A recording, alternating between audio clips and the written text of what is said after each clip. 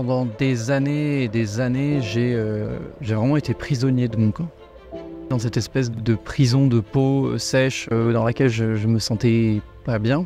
Le corps devient un fardeau à porter au quotidien.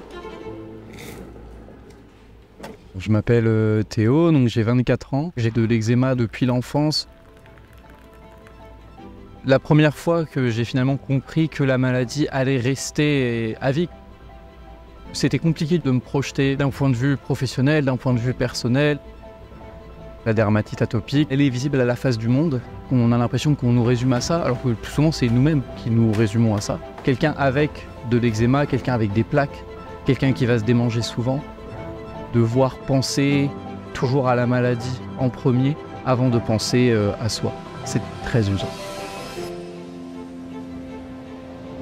Mon engagement auprès de l'Association française de l'eczéma m'a permis de rencontrer à la fois des professionnels de santé, mais aussi d'échanger avec eux, de participer à des ateliers d'éducation thérapeutique, à des conférences. Et c'est vraiment cet engagement qui m'a permis de reprendre voilà, ce fameux power. Le sport fait partie de ce processus.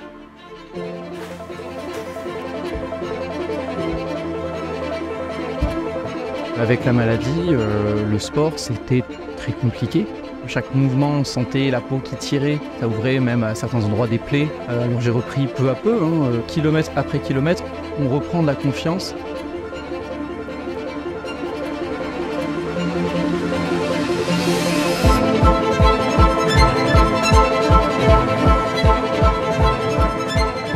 Le sport, ça m'a vraiment permis de me ressentir fort, de me ressentir moi-même. C'est vraiment des moments qui me permettent de me dépasser et de dépasser ma condition de malade de la dermatite atopique.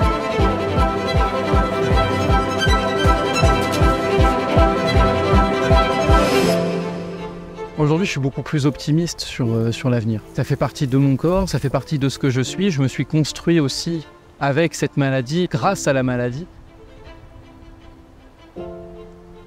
Je me suis prouvé à moi-même beaucoup de choses, réussir à se réapproprier la maladie. Elle est avec moi, elle ne me quittera pas, mais je sais comment vivre avec. Et j'ai compris comment vivre avec.